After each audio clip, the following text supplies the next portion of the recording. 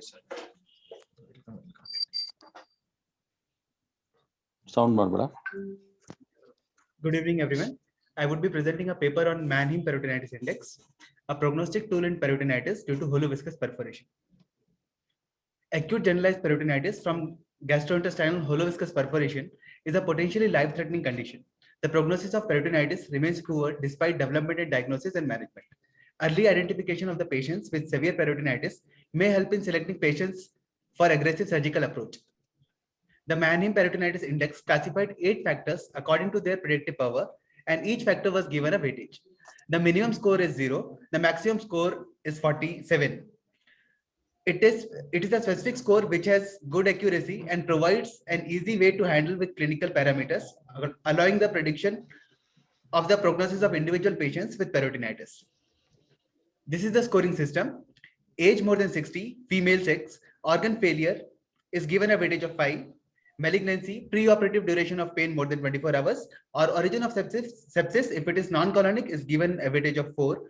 Generalized peritonitis is given 6 points, and exudates if it is purulent is given 6 points. If it is feculent, it is given 12 points. Aim and objectives. The aim of the study is to predict the risk of morbidity and mortality in the patients with peritonitis due to hollow viscous perforation. The study also attempts to evaluate the prognostic value of Mannheim index to assess it as a clinical tool in stratifying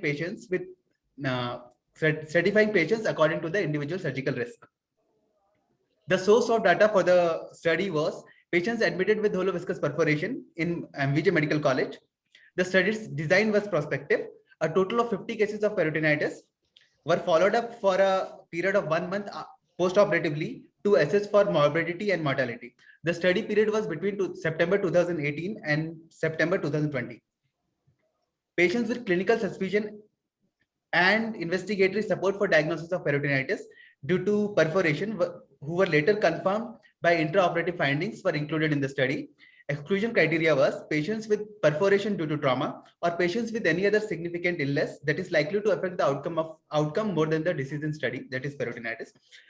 Written consent from all the patients was taken. The patient's clinical history, clinical examination, lab values, operative findings, and risk factors found in MPI were classified.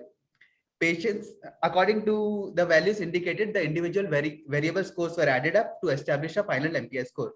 The cases were then divided into 3 groups: those below 21 points, between 21 to 29 points, and those above 29 points. Patients were followed for occurrence of complication for 1 month post-operatively. Time elapsed from the initial diagnosis to the moment of event, that is death or discharge, was determined. The data was collected and compiled. Statistical significance were calculated using the chi-square test. 95% confidence interval or a p-value of less than 0.05 was considered significant. Results and observations. This is the age and sex distribution in my study. None of the patients were less than 15 years of age. The most common age group was 31 to 45, followed by 16 to 30. Time of presentation of patients. Most of the patients have presented between 1 to 4 days of onset of pain. 36% of patients have presented within 24 hours of onset of pain. Site of perforation. The most common site of perforation in this study was found to be gastric, that is 36%, followed by duodenum, closely, that is 32%, followed by appendix, ileum, sigmoid colon, and jejunum. Now, distribution of study subjects according to the MPI score. Out of the total 50 patients, 36 patients were having a score less than 21, 10 patients were having a score between 21 to 29, and 4 patients were having a score of more than 29. Patients with organ failure on admission, longer duration of pain, diffuse peritonitis, and feculent exudates were more likely to have a higher MPI score and hence fall into a higher risk groups than their counterparts. Coming to the mortality and MPI score, out of the 36 patients with MPI score less than 21, none of the patients had mortality. Out of the 10 patients with score of 21 to 29, 1 patient could not survive. Out of the 4 patients with score more than 29, 1 patient had mortality. Coming to the nature of exudates, clear and purulent exudates were found in 48% each, whereas the rest of the 4% of patients had feculent exudates. Presence of feculent or purulent exudates were reflected in higher eventual scores. We noted feculent and purulent exudates were associated with significantly increased post-op complications, requiring increased hospital stay. Patients with clear exudates had very few post-op complications. The post-op complications were significantly higher in the group with score more than 29. This included the surgical site infections, pulmonary, renal complications, and development of multi-organ failure. Coming to the wound complications, as you can see in the table, out of the total 36 patients with score less than 21, 3 patients had surgical site infections. Out of the 10 patients with score 21 to 29, 4 patients had wound complications. Whereas out of the 4 patients with score more than 29, 3 patients, that is 75% of the patients, had wound complications. The pulmonary complications in the form of post-op pneumonia, pleural effusion, which required oxygen support, nebulization, and hence longer post-op stay, was significantly higher as the score increased. As you can see in the table, out of the 36 patients with score less than 21, none of the patients had pulmonary complications. Out of the 10 patients with score between 21 to 29, 2 patients had pulmonary complications, whereas out of the 4 patients with score more than 29, 2 patients had pulmonary complications. In this group, there was 1 patient who had mortality, the cause of death being ARDS. Coming to the extent of peritonitis, 28% of the patients had diffuse peritonitis intraoperatively, whereas 72% of patients had localized peritonitis. Discussion. The mean age of the patients was 40.34 years. There was male preponderance in the study with male to female ratio of 1.7:1. In our study, the most common etiology was found to be gastric perforation, followed by duodenal perforation. Majority of the patients have presented to the hospital after 24 hours of onset of symptoms, that is pain. The mortality in these patients who have presented after 24 hours was found to be more than patients who have presented within 24 hours of the onset of pain. In the study group of 50 patients, 72% of patients had MPI score less than 21. They developed significantly less wound complications and pulmonary complications and had no mortality. 20% of the patients had MPI score of between 21 to 29. And of these, 40% of patients had wound complications, 20% had pulmonary complications. The mortality rate in this group was 10%. The patients with MPI score more than 29 had highest mortality, that is 25%. Out of these patients, 75% of the patients had wound complications and 50% had pulmonary complications. Analysis of the collected data revealed that division of the patients based on obtained MPI score will help in assess the risk of developing serious disturbances in general condition of the patient in the post-op period, as well as the necessity for continued treatment in the ICU or for the need for laparotomy. Conclusion. MPI scoring system is a simple and effective tool for assessing patients with perforative peritonitis and can be used as a guiding tool to decide on the management of the patient by identifying the high-risk patients for post-op complications. These are my references. Thank you. Yeah, good paper, Sumit. Thank you, sir. Did you study? You told about mortality and morbidity in these patients. Yes, sir. Did you study any other comorbid conditions like diabetes or immunocompromised states in these patients where they had more chances? No, sir. We have already in the exclusion criteria. If the patient had serious comorbidities, we have excluded the patients from the study. Like what comorbidities did you exclude the patients? Like how did you decide on excluding? If a patient is diabetic, did you exclude or did you have any criteria for that? Sir, sugars, if the patient was in DK, we have excluded. But if the sugars were controlled, we have not excluded the patients. Okay. What other scoring systems are there to assess this peritonitis prognostic tools? Sir, POSM score, P-POSM score, Apache score, BOES scoring system. Yeah. And why do you think this is why did you select this scoring index? Any advantages in this scoring index compared to other scoring indexes? Yes, sir. It is comparatively easier to use as compared to Apache, which is a very frequently used system. Apache 2 is a frequently used system for peritonitis. As compared to Apache, this is a very easily used and has better results. Yeah, because this has only 8 parameters, and you can easily do it on it. And you can easily do it on. Yes, sir. Once you examine the patient. Yes, sir. Yeah, good. Any other questions, sir, from anyone? Mr. Sumit, was there any case of malignancy in your study? Yes, sir. There were 2 cases of malignancy, sir. And malignancy itself is a factor which is given 4 points according to Mannheim peritonitis index. So if there is a malignant etiology for the perforation, the prognosis is, the scoring system would be adding 6 marks to the total score. So the prognosis would be bad as per MPI. I have a comment. CT scan has been done for Hello, sir. CT scan for how many?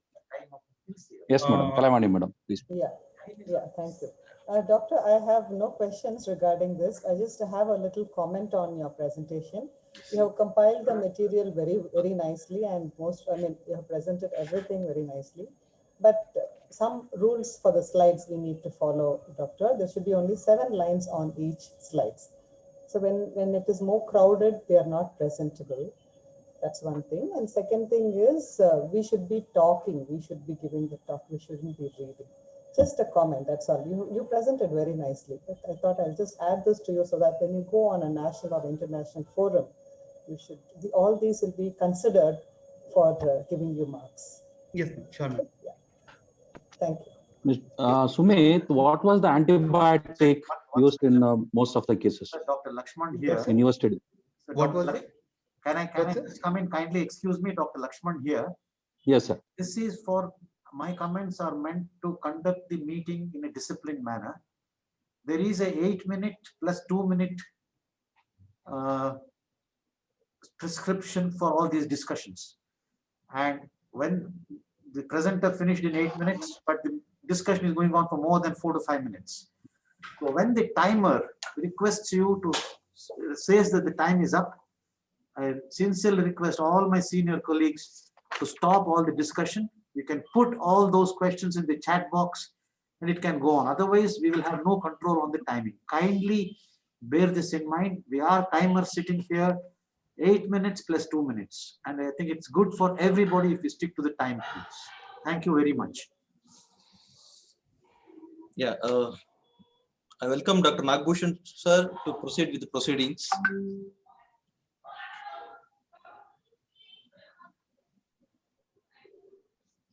Thank you, sir. The judges are Dr. Vikram and Dr. Puneet for the paper presentation. Yes, sir. We are here. Thank you. Yes, Venkatachala. Yeah. We still have 2 more papers. And the next paper is by Dr. Abdul Rashid, Factors Predicting Difficult Laparoscopic Cholecystectomy, a comparative study between 2 scoring systems.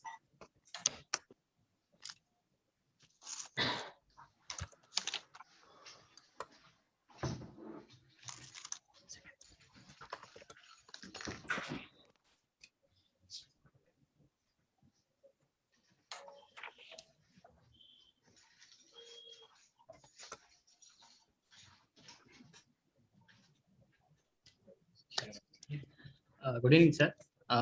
Myself, Abdul Rashid, final year PG, presenting a paper on factors predicting difficult laparoscopic cholecystectomy, a comparative study between 2 scoring systems. One is the risk score for conversion from laparoscopic to open cholecystectomy, RSCLO, and a new scoring system, NSS. Introduction: cholecystitis is most common biliary pathology present in 10 to 15% of the general population and asymptomatic in more than 80% of the patient. The optimal treatment for symptomatic cholecystitis is laparoscopic cholecystectomy. Currently, it is estimated that more than 90% of the cholecystectomies are performed by the laparoscopy. Inability to define the anatomy and difficult dissections are the leading reasons for the conversion. The time of the presentation of the patient and the level of experience of the surgeon plays a role in conversion. The conversion rate in elective cases 5% and in emergency settings as high as 30%. The advantages of laparoscopic cholecystectomy or open are as follows: the earlier return of bowel function, less postoperative pain, improved cosmesis, shorter length of hospital stay, and earlier return to full activity. Our study considers aims and objectives as to determine the factors which predicts the difficult laparoscopic cholecystectomy and to compare the 2 scoring systems. One is risk score for conversion from laparoscopic to open cholecystectomy, RSCLO, and another is new scoring system, NSS. Materials are: the study was conducted at MVJ Medical College and Research Hospital, Hoskote. It is a prospective study, comprises 50 cases underwent laparoscopic cholecystectomy during the period of September 2018 to September 2020, 2 years. With respect to all the patient, chief complaints, previous history of hospitalization for the same complaints, history of jaundice, and previous history of any endoscopic procedure noted.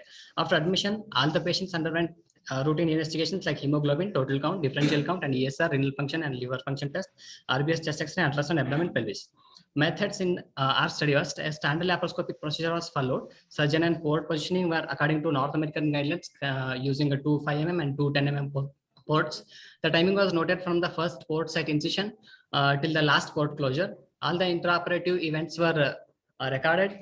In post-operative period, both the preoperative and intraoperative events were compared and entered in the proforma. This is the new scoring system that comprises history, clinical examination, and sonography finding. History includes age, sex, history of hospitalization, clinical examination, BMI, abdominal scar, palpable gallbladder, then sonographic finding, wall thickness, pericholecystic edema, impacted calculus. According to this score, total score is 15. If the score is less than or equal to -5, it is easy cholecystectomy. 6 to 10 difficult, 11 to 15 very difficult cholecystectomy. The criteria to define the easy, difficult, and very difficult cholecystectomy are as follows. Easy, time taken less than 60 minutes, no bile spillage, no injury to duct or cystic artery. Difficult, time taken 60 to 120 minutes, bilar stone spillage present, injury to duct or artery present, but there is no conversion. In very difficult cases, time taken is more than 120 minutes and there is a conversion to open cholecystectomy. And other is risk score for conversion from laparoscopic to open cholecystectomy, RSCLO. This includes the variables, age in years, sex, previous abdominal operations, abdominal tenderness, gallbladder wall thickness, and acute cholecystitis. And score is given accordingly. This score ranges between -20 and 41. The cutoff point is to tell it is low risk and high risk patient is -3. If the score is less than -3, it will be taken as low risk for conversion. If the score is more than or equal to -3, it is considered as high risk for conversion. Inclusion criteria in our study are all the patients presented with symptoms and signs of acute cholecystitis and diagnosed by ultrasonography. Patients with CBD calculus, raised ALP, dilated CBD, where CBD exploration is needed, patient with obstructive jaundice and malignant gallbladder disease, and the patient with unfit for laparoscopic surgery were excluded from our study. Results. Age distribution is in our study, the age ranges between 18 to 74 years of age. The maximum patients 30 to 39 years, followed by 60 to 69 years. No patients less than 20 years. Gender distribution, out of 50 cases, males were 12 and the females were 38. This also indicates the gallstone more prevalence in females. Preoperative scoring RSCLO out of 50 cases. According to RSCLO, the 25 patients comes under a low risk for conversion and 25 under high risk conversion. The outcome of this RSCLO was as follows. Among 25 cases of low risk, only 2 underwent for conversion, 23 no conversion. Among 25 high risk for conversion, 6 went for conversion and 19 no conversion. According to this study, the sensitivity of RSCLO in predicting conversion to open cholecystectomy is only 24%. Coming to new scoring system, the prediction of the new scoring system is as follows. Very difficult cases 3, difficult cases 28, easy cholecystectomy cases 19. Coming to the outcome of this prediction is with respect to easy cholecystectomy, out of total 19 cases were predicted as easy cholecystectomy, but the outcome is easy cholecystectomy 10, difficult 8, and very difficult 1. So sensitivity in predicting the easy cholecystectomy according to new scoring system is 52.6%. Outcome of predicting difficult cholecystectomy out of total 28 cases, the actual difficult cases were 22 and the very difficult cases are 6. Easy cases, no. The sensitivity of predicting difficult cholecystectomy is 78.5%. Coming to very difficult cases, out of total 3 cases, actual very difficult cases were 1, difficult cases, no. Difficult cases 2, there were no easy cholecystectomy cases. So sensitivity for predicting very difficult cholecystectomy is 33.3%. In our study, we also studied about other parameters and their significance. Body mass index, gender, history of hospitalization, history of previous surgery were not found to be significant in our study, whereas history of acute cholecystitis, palpable gallbladder, gallbladder wall thickness, and pericholecystic collections were found to be significant factors for predicting the difficult laparoscopic cholecystectomy. Coming to the sensitivity of RSCLO, that is in terms of p-value, p-value is 0.123. And new scoring system, the conversion with respect to conversion, the p-value is less than -0.001. So this indicates new scoring system is better predictor than RSCLO for conversion. Coming to the discussion, we chose an international scoring system, RSCLO, and an Indian scoring system, new scoring system, NSS, and compared these two scoring systems. The age above 60 makes surgery difficult, and conversion is higher with the increasing age. We found age above 50 years significant, p-value 0.015. The male patients had difficult surgery, conversion rate is higher in case of males, but we found the p-value not significant. BMI more than 27.5 kg per meter found to be a significant predictor, but in our study, p-value is not significant. In our study, acute cholecystitis, palpable gallbladder were significant factors for predicting the cholecystectomy. Abdominal surgery found to be a significant factor for conversion. However, with respect to increasing experience for the adhesiolysis, advanced laparoscopic surgery, conversion is less often seen. We found it is not significant in our study. Equal gallbladder and pericholecystic collections are found to be significant.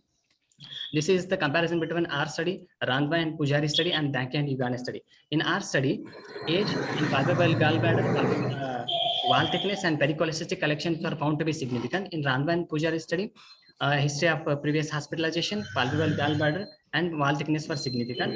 Danke and Uganda study, history of hospitalization, wall thickness, and pericholecystic collections were found to be significant. So our study is correlated with other studies.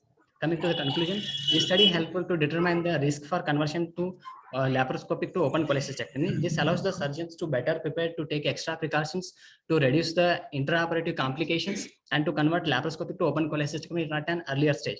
The sensitivity in predicting difficult plus very difficult cholecystectomy is found to be 100%. New scoring system is better predictor compared to the RSCLO with respect to conversion. These are my references. So these are few pictures which during our surgeries we noted that previous. Time is up. Sir. Time is up. Discussion. Yes, sir. Discussion.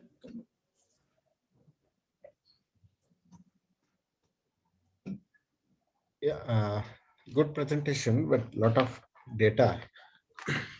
Like these surgeries were done by one surgeon or? Yes, sir. One surgeon, sir.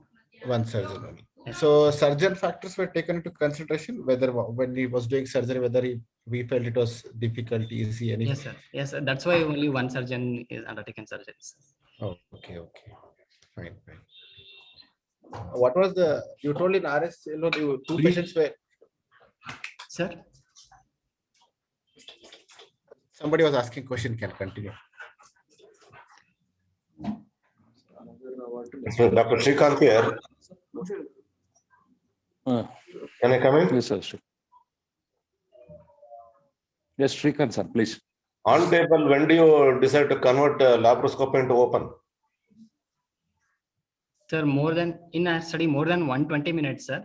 And a lot of additions between the gallbladder. No, you make a trial dissection for 20 minutes, is it? Sir?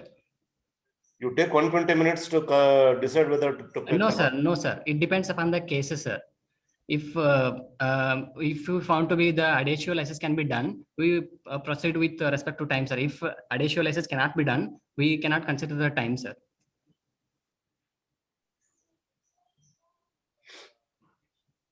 Adhesiolysis is not a difficult case. Momental adhesiolysis can be done relatively easily, but what is when you get a frozen callets, what will you do? When will you decide to convert it into open? So if you cannot dissect the Callard's triangle, if risk of injury to CBD injury are more, sir. That's what I'm asking. How long will you take a time? How long? What trial decision? What will you do to convert into open?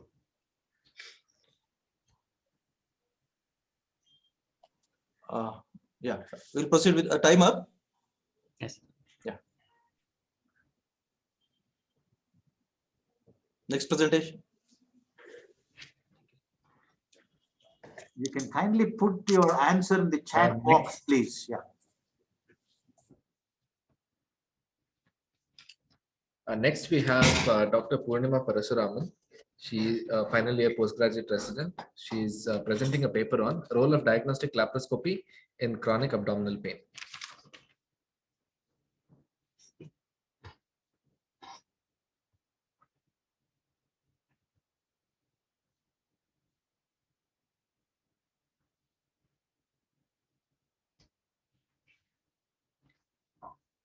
Good evening, everyone. Dr. Poornima, third year Resident General Surgery, MVJMCH. I'm here to present a paper on role of diagnostic laparoscopy in chronic abdominal pain. So in surgical practice, we often encounter patients with undiagnosed abdominal pain. These patients are difficult to treat and they tend to have a chronic phase of suffering from the unremitting nature of the pain.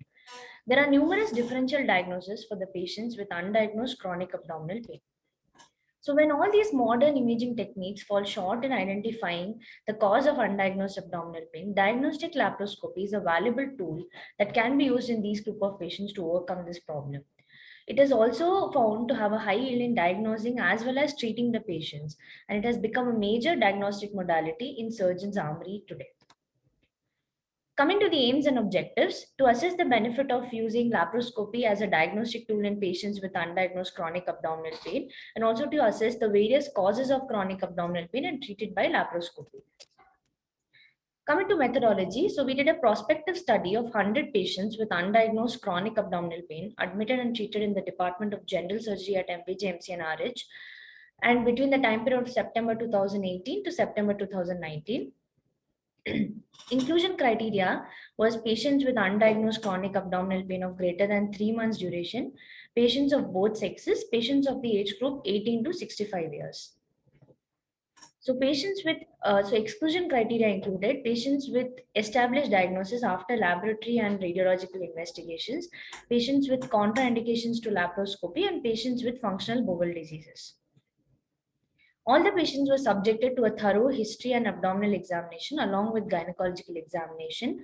Radiological imaging such as X-ray, ultrasound abdomen pelvis, and CCT abdomen pelvis were done. Blood investigations such as complete blood count, renal function test, liver function test, coagulation profile, urine routine, and urine culture were performed. Additional investigations such as upper GI endoscopy and colonoscopy were done according to the patient's symptoms. Only those patients who remain undiagnosed, even after all these above mentioned investigations, were included in the study, and the same was explained to the patients. Informed written consent was obtained from all the patients. Coming to the operative technique, so here under general anesthesia, Veress needle was passed through the infraumbilical region and pneumoperitoneum was created. A 10 mm port was inserted through the infraumbilical region and the camera was inserted. So all the quadrants of the abdomen were visualized in a sequential manner. Solid organs, small bowel, large bowel, appendix, ovarian, fallopian tubes, and uterus were also examined for any pathology in all the female patients, and also the peritoneal surfaces. Now, later on, a standard 3 Tokar technique was used where a 4 and also a fourth 5 mm Tokar was inserted as and when needed during the procedure, and based on the patient conditions, other procedures were performed. Coming to the results. So according to the age distribution, we saw that maximum number of patients were seen in the 26 to 35 years of age group, which constituted about 46 patients out of 100, and the least being in 56 to 65 years of age group, that is 10%.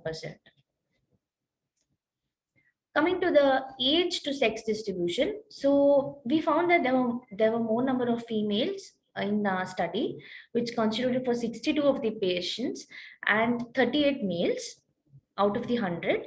Then we saw that among the females, the maximum was found in the age group of 26 to 35, which was 34%, and in case of males, it was 12% in the age group of 26 to 35 years of age group.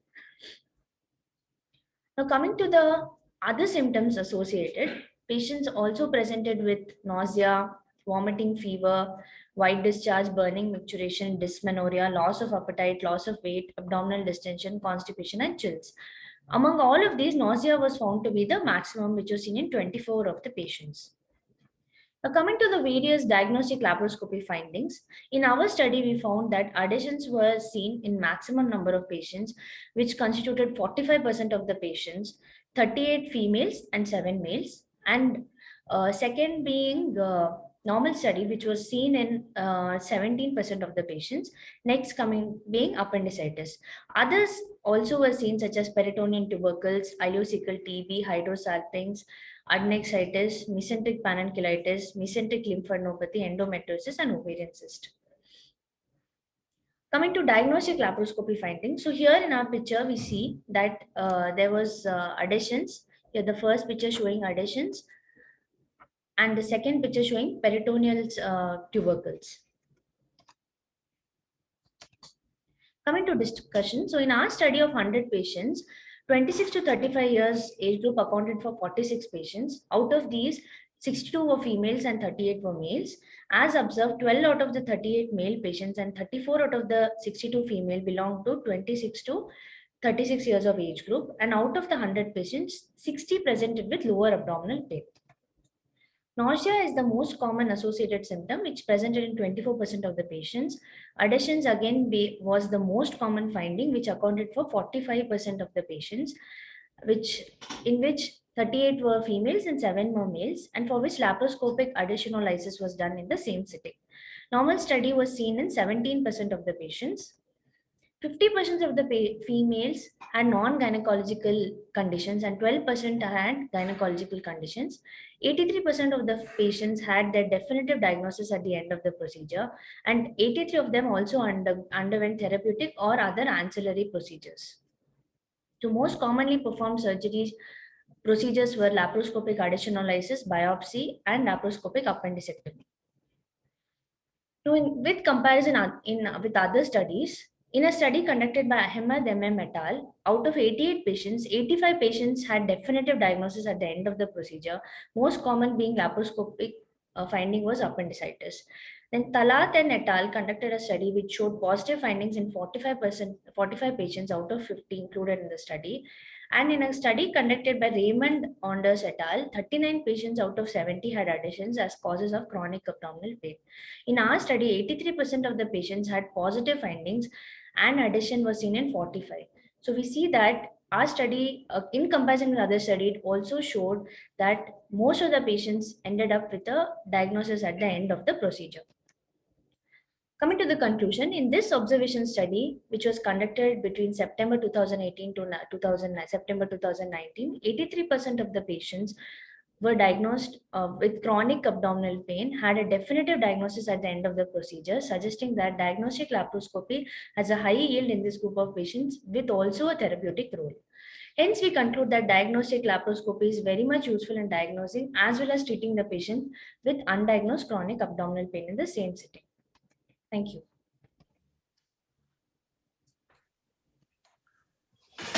Yeah, there are a few questions. Yes. In which condition 5 trocars were used? What were the contraindications for laparoscopy in your study? Sir, patients with cardiac abnormalities were excluded from the study. Sir, we used most of the procedures 3 trocar was used. Okay. And you compared your study with other studies, right? Yes, sir. What was the duration in those studies? Like in your study, it was 1 year. Yes, sir. What was the duration in those studies? Any idea? Sir, one study had a duration of 1 year, sir. Other study had a duration of 2 years, sir. Because 100 cases in 1 year is quite high for chronic abdominal pain. Sir, actually, these patients had gone to many other, since as is a rural setup, they had gone to many other hospitals for like chronic pain from the past 3 months, and they had undergone various procedures outside also, sir, like USG, CT, and finally when they came to us, so we directly went. So most of the patients we directly went on with diagnostic laparoscopy because most of the procedures were done outside. Okay. Yours was a prospective or retrospective observational study? Prospective study, sir. No, because in last conclusion said you had put observational study. So prospective. Okay, fine. One more question. Did adhesiolysis relieve the pain abdomen in those 40? Yes, sir, it did, sir. It did. In all the patients? Sir, whichever patients had adhesions, yes, it did. They did. We did go back to the patient after up to 3 months. We followed up, and they did have a relief in pain, sir. Okay. How many of these patients had undergone previous surgeries? Sir, in adhesions, around 90% of the patients had undergone previous surgeries. So most of the females had undergone. Okay, thank you. We'll go for next paper. Yeah, time will. Thank you, sir. What was the Yes, sir. Poornima, Yes, sir. what was the average recovery time in most of your post laparoscopy in all Sir, your cases? most of the patients, sir, 24 to 48 hours, sir. Average recovery time. Okay, ma. Thank you. Hydrophobia didn't answer.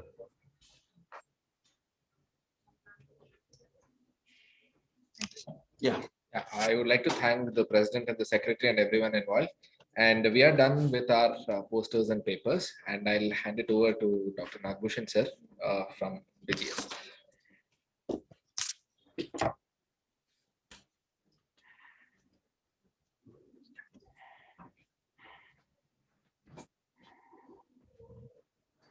Thank you very much, Dr. Prithviraj.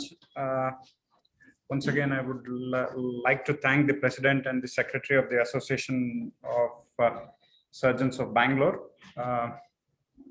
So we are going to start our presentation with our experience with percutaneous cholecystostomy in the management of acute cholecystitis. This will be presented by Dr. Manisha. On to you, Dr. Manisha. Thank you, sir.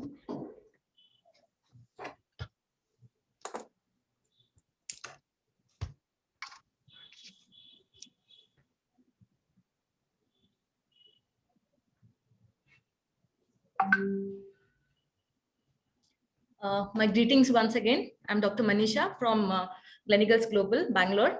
My topic for the paper presentation is on percutaneous cholecystostomy in the management of acute cholecystitis. It's our experience that we've seen in last 2 years. It is under the guidance of Dr. Nagbhushan sir and Dr. Neel Shetty. This is the outline of my presentation. Acute cholecystitis is a common acute emergency that we encounter in the ER departments worldwide. The standard treatment for acute cholecystitis is laparoscopic cholecystectomy. Laparoscopic cholecystectomy is a simple and safe procedure when performed during early phase of the disease, that is within 72 hours of presentation of the symptoms. It is considered difficult post 72 hours of symptom presentation because the procedure is more challenging and there is a threat to increase complications such as CBD injuries, and there are increased chances of conversion rates.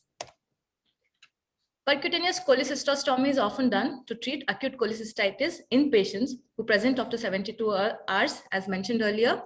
The patients who do not respond to conservative management, in patients with significant comorbid disease, as a bridging procedure in patients with severe sepsis. It can also be performed as a definitive procedure in patients who are unlikely to be fit for surgery. The aim of our study was to evaluate the clinical outcome, efficacy, and complications associated with percutaneous cholecystostomy in patients with acute cholecystitis.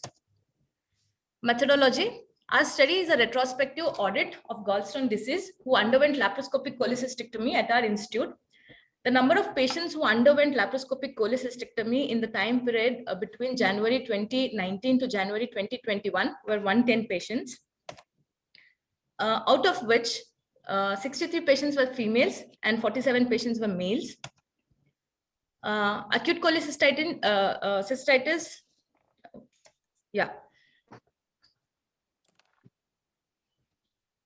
acute cholecystitis duration that was present in more than 72 present for more than 72 hours was seen in 46 patients, that contributes to 59%, and patients with less than 72 hours of symptom presentation were 32 patients, which contributes to 41%.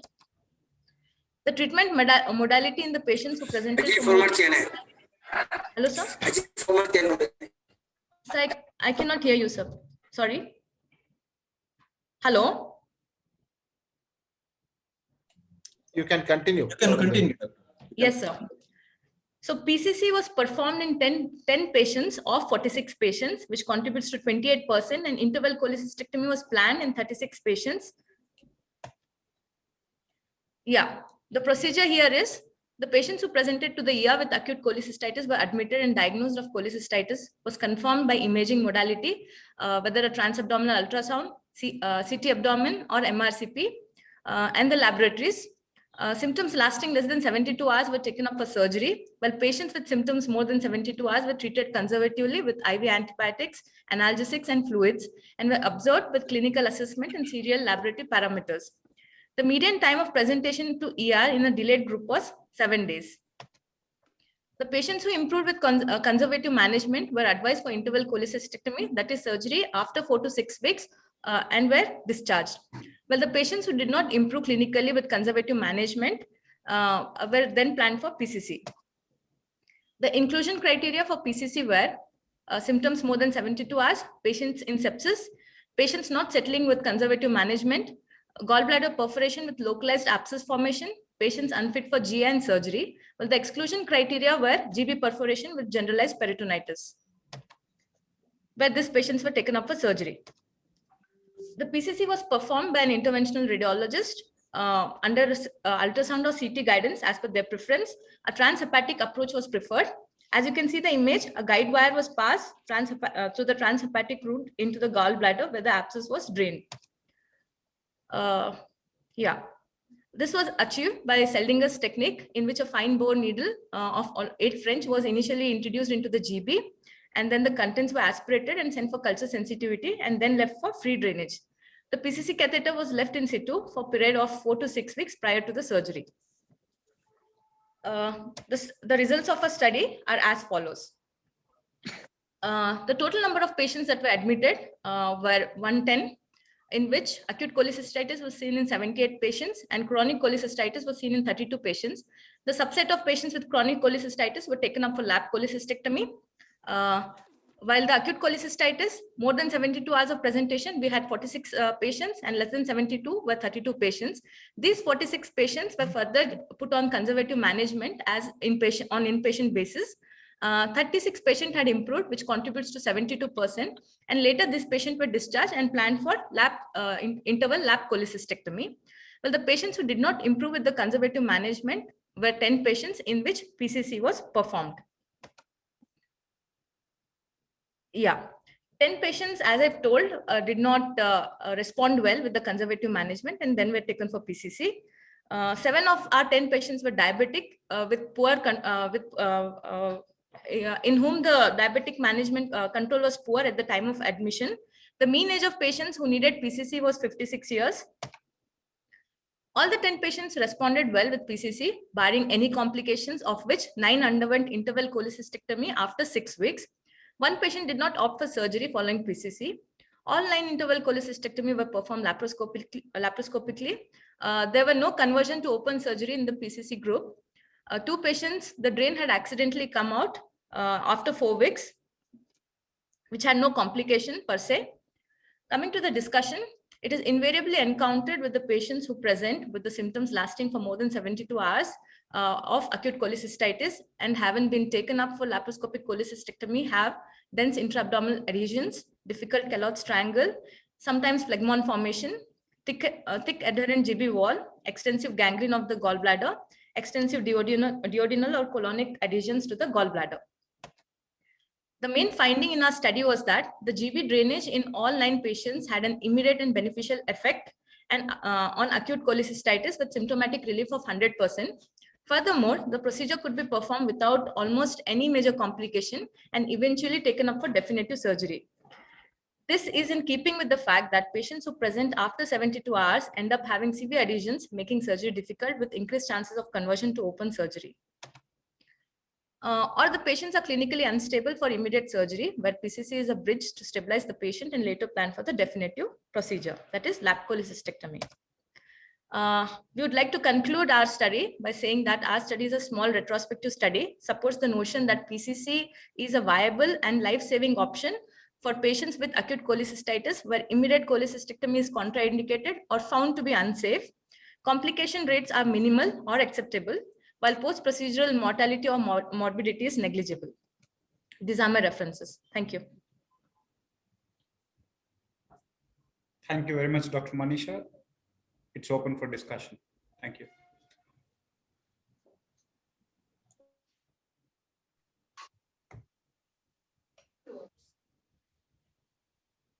There are few questions. Does all patients who present after 72 hours were treated non-operatively?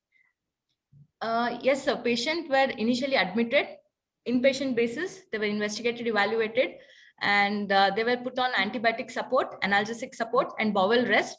In case this patient responded well, they were planned for interval cholecystectomy. Most of our patients didn't come for a second admission, sir. As we planned, all these 36 patients were ended up with interval cholecystectomy, sir. And one more question was, how easy was lap chole during the interval procedure in these patients whom you had put drained that? Sir, invariably there were adhesions. There were omental. Sometimes there were duodenal adhesions.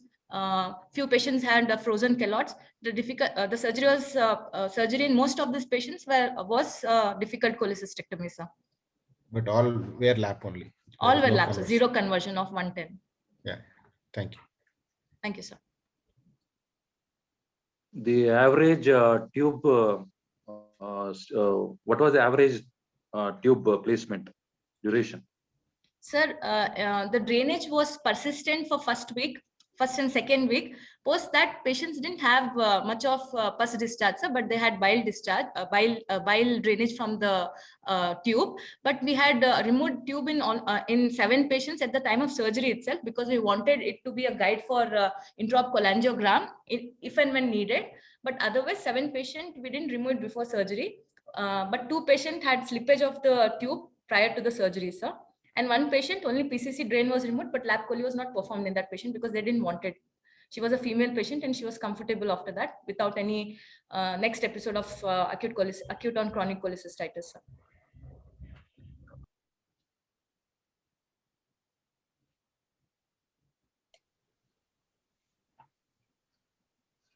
Yeah, time is up. Time is up. Thank you, doctor. Okay. Thank you, sir. Thank you so much. Thank you very much, Dr. Manisha.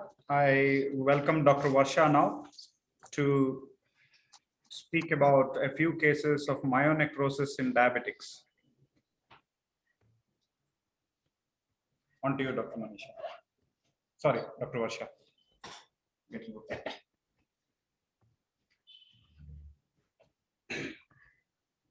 Good evening, everyone, once again.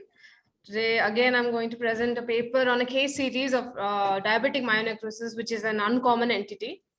So diabetic muscle infarction, which is also referred to as a spontaneous diabetic myonecrosis, is the term used for spontaneous ischemic necrosis of skeletal muscle unrelated to atheroembolism or occlusion of major arteries.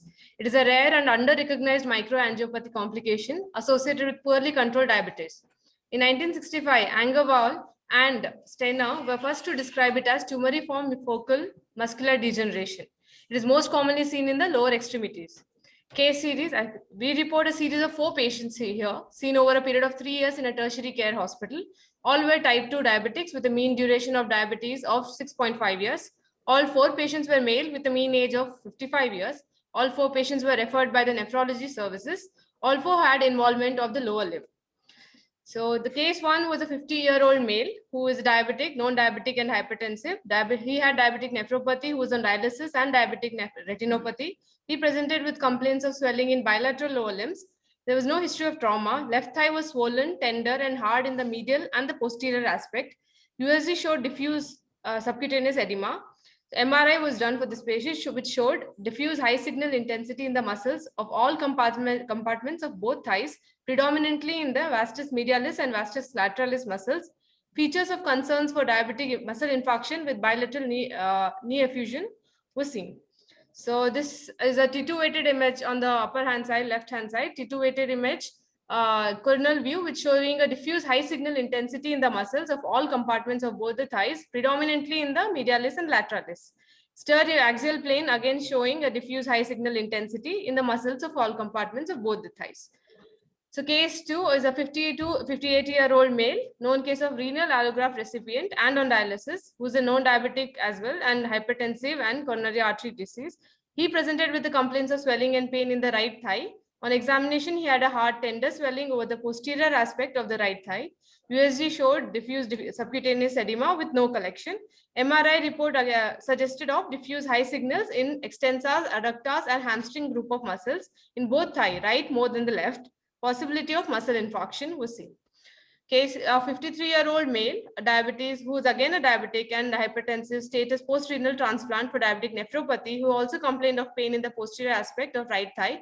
Clinically, right popliteal fossa was hard and there was a tender swelling. USG right lower limb suggestive of diffuse subcutaneous edema seen in the posterior aspect of the thigh.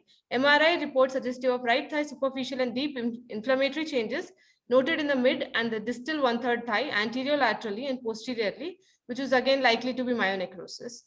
As you can see in the T2 weighted image in the axial view and stirred coronal view, showing high signal intensities in the mid and the distal 1/3 thigh surrounding the muscular compartments. Again, a 57-year-old male who is also known as diabetic hypertensive, who is status post-renal transplant and IgA nephropathy. He also came with the complaints of pain and swelling in the right leg. He had swelling in the posterior aspect of the right. Clinically, he had a swelling in the posterior aspect of the right leg, which was again firm in consistency. There was a local rise of temperature seen and tenderness present.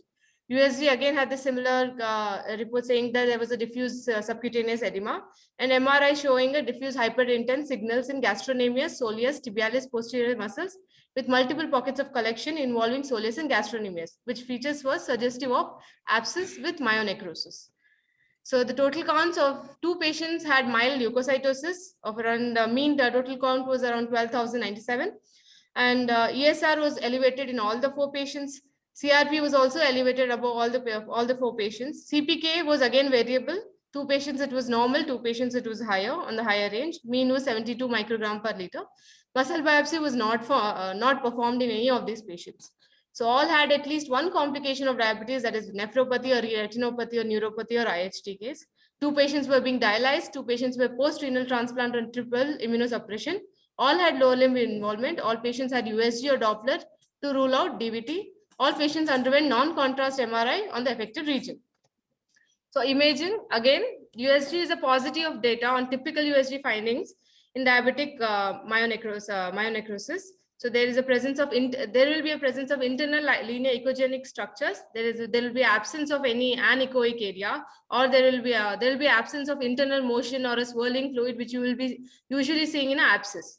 MRI is diagnostic of diabetic myonecrosis, and it shows high intensity in the involved muscles on T2 weighted sequences, whereas hypointensity in case of T1 weighted images. Gadolinium can distinguish non-enhancing infarcted muscle from surrounding inflammation or edema. So management, all the patients were conservatively managed. IV antibiotics, insulin, glycerin, Maxell dressing, analgesics, Ecosprin and rest was given to all the patients. No patient underwent surgery. They improved symptomatically and clinically. Mean time of resolution was around 5.5 weeks. We had encountered 5th case of diabetic myonecrosis who underwent surgical management in the outside hospital, but the follow-up was lost of that patient. So discussion, diabetic myonecrosis, also known as diabetic muscle infarct, usually is more common in females, and type 1 diabetes mellitus, which is around 59% of incidence, according to a study by AJ Trujillo Santos. Patient came with complaints of acute onset pain, swelling of lower extremities without the history of trauma. Similar features are seen in cellulitis, polymyositis, necrotizing fasciitis, etc. Most commonly affected muscles include quadriceps, hip adductors, hamstring muscles, as well as hip flexors. So most common is quadriceps, as 60 to 65% of incidence. In most of the studies as well, they have given.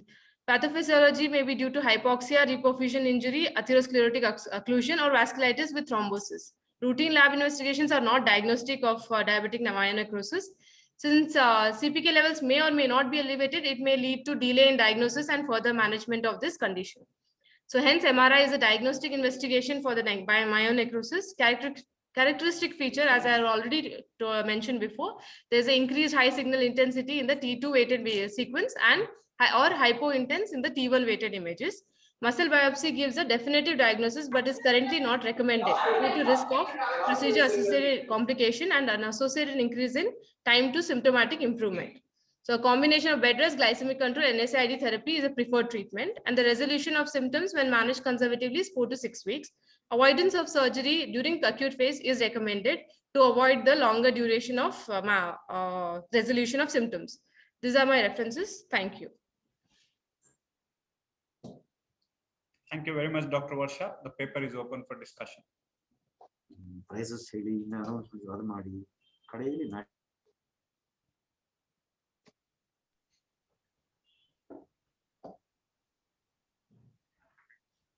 There is one question. Did you correlate HbA1c in all the cases?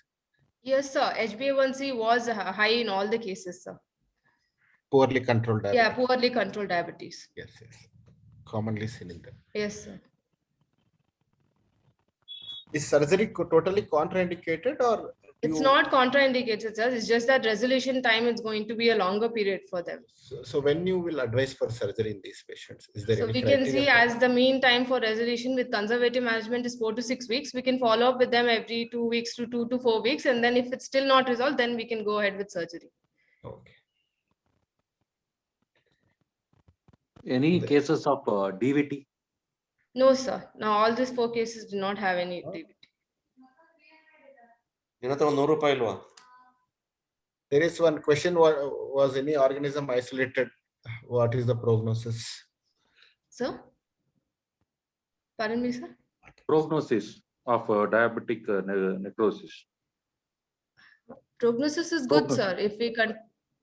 If we continue with their good diabetic control, as well as if they manage conservatively properly, then it is good. They recover quite. I have seen the recovery in another 5 to 6 weeks for the patients.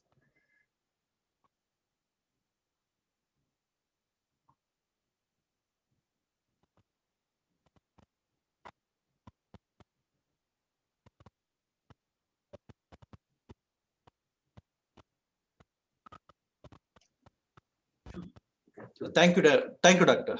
Thank you so much, sir. Thank you very much. Thank you, Varsha. Thank you, sir. Thank you, sir.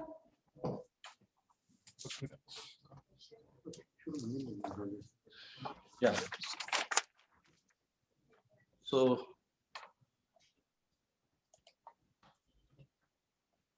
we come to the end of the program. So I have some few announcements.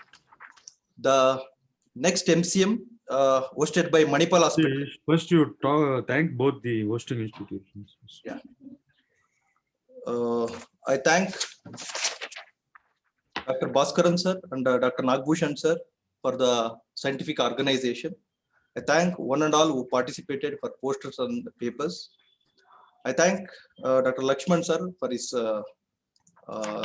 technical support. Just I wanted to announce that next MCM hosted by Manipal Hospital, it is on 17th March. It's at API Bhavan. So we are conducting a physical meeting.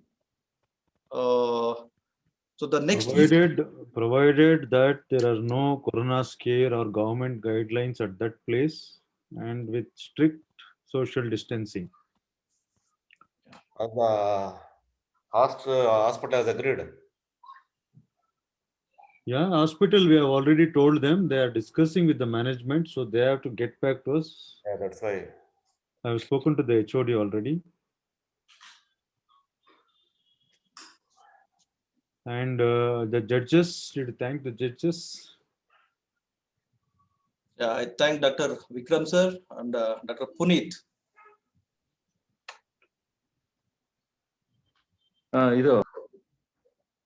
Can you send me the results, sir?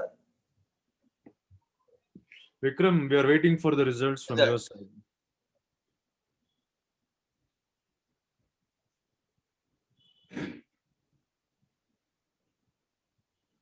You can do the announcements. Right. So.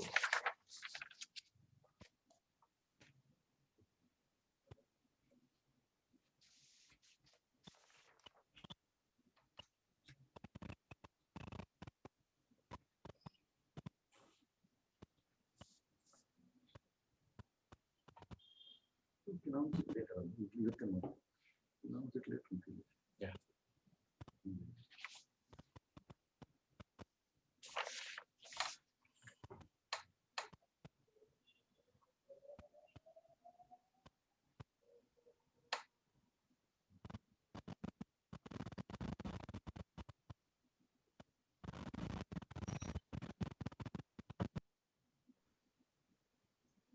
You can announce the poster by that time. Yeah. So the first prize for the poster is Dr. Akila. She presented a case of perforated Meckel's diverticulum. The second prize. It is not first or second, it is just a prize. Yeah, Dr. Manisha, a very rare case of adult onset nesidoblastose.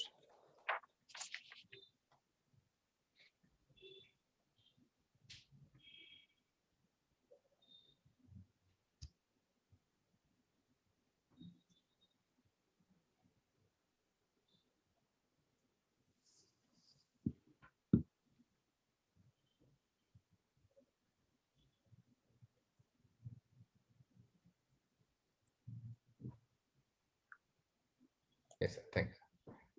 Dr. Puneet. Dr. Puneet and Dr. Vikram. We're waiting for the results. Just a minute. Please share it with the secretary or myself. Yes, sir. Yes, sir. On WhatsApp. Okay. Stop sharing screen.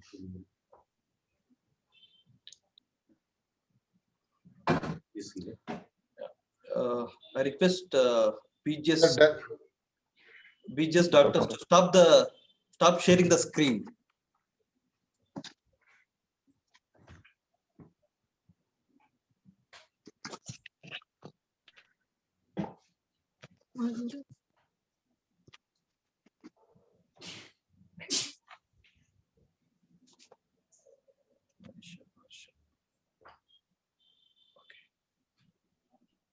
Yeah.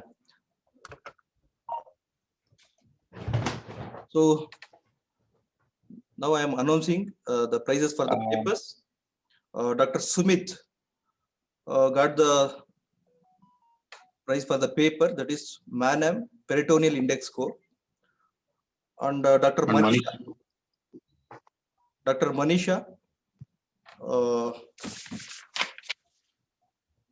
got the prize for the percutaneous cholecystostomy in the management of acute cholecystitis. Yeah.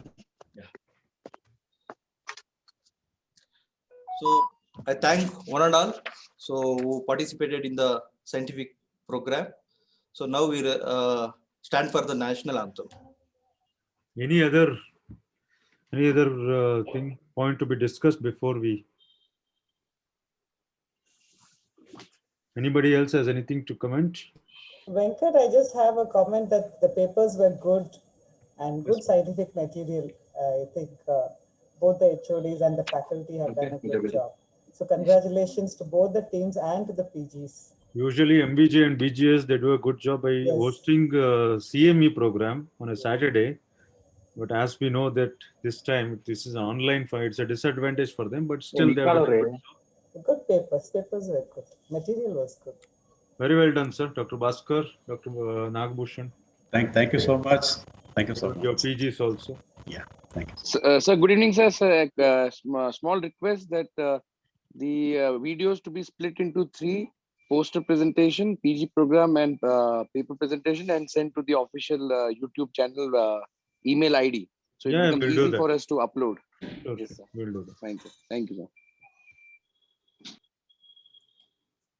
जनगण मन अधिनायक जय हे भारत भाग्य विधाता पंजाब सिंध गुजरात मराठा द्राविड उत्कल बंगा विंध्य हिमाचल यमुना गंगा उच्चल जलधि तरंगा तव शुभ नामे जागे तव शुभ आशीष मागे गाहे तव जय गाथा जन गण मंगलदायक जय हे भारत भाग्य विधाता जय हे जय हे जय हे जय जय जय जय हे